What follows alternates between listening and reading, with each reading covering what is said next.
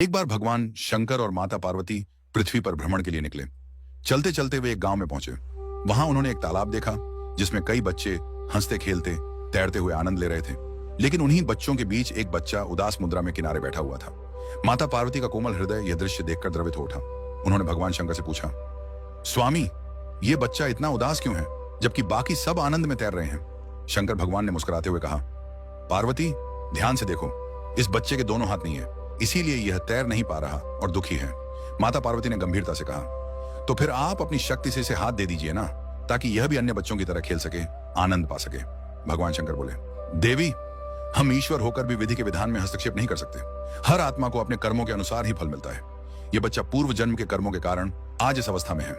माता पार्वती ने करुणा भाव से बार बार प्रार्थना की, हे नाथ, आप करुणा के सागर हैं, कृपा करके इस बालक को नया जीवन दें। भगवान शंकर अंततः सहमति दे देते हैं और उस बालक को अपने तपोबल से दोनों हाथ प्रदान कर देते हैं। अब वह बच्चा भी प्रसन्न होकर तालाब में कूदता है और बाकी बच्चों के साथ तैरने लगता है। एक सप्ताह बाद शंकर और पार्वती जी पुनः उसी मार्ग से गुजरे। उन्होंने देखा कि तालाब में अब केवल वही बच्चा तैर रहा था और बाकी सब बच्चे तालाब के बाहर खड़े थे, भयभीत से। माता पार्वती ने विस्मित होकर पूछा, स्वामी, अब क्या हुआ? बाकी बच्चे बाहर क्यों हैं?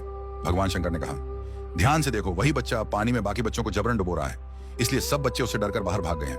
पार्वती जी स्तब्ध रह गईं। भगवान शंकर ने गंभीर स्वर में कहा, देवी, यही कारण है कि हम विधि के विधान में हस्तक्षेप नहीं करते। यह बालक अपने पूर्व जन्म में भी अपने हाथों से दूसरों को कष्ट देता था। उसी कर्म के कारण इसका यह जन्म बिना हाथों के हुआ।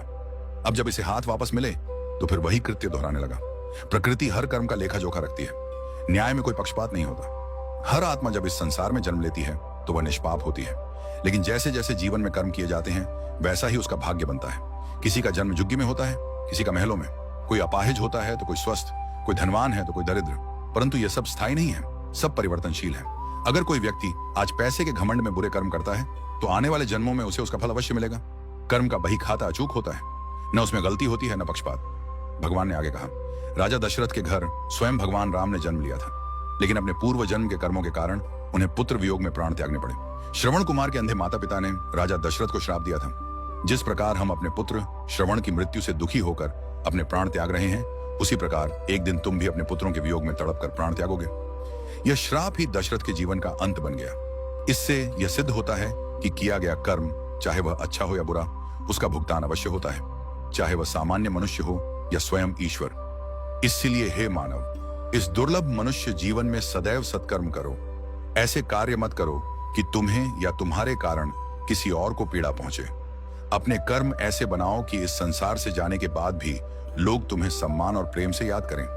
सिर्फ अमीर बनना ही उद्देश्य नहीं, बल्कि चरित्रवान और करुणावान बनना ही सच्ची सफलता है।